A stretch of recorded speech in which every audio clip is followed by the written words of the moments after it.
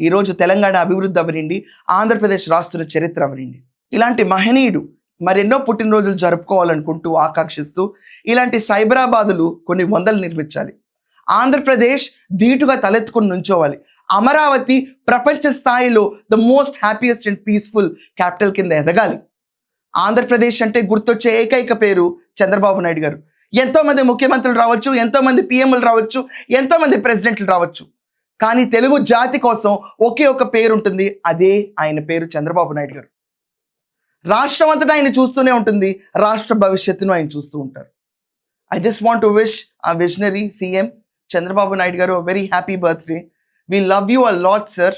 మీరు ఇలాగే 100 years పైన బతికి ఆంధ్రప్రదేశ్ని డెవలప్మెంట్ మాడ్యూల్లోకి తీసుకెళ్ళిపోయి మీ విజన్ 2047 మీరే చూసి థ్యాంక్ గాడ్ నేను ఫినిష్ చేస్తాను అని చెప్పి మీరు జనాలకి రుణం తీర్చుకుంటా అన్నారు.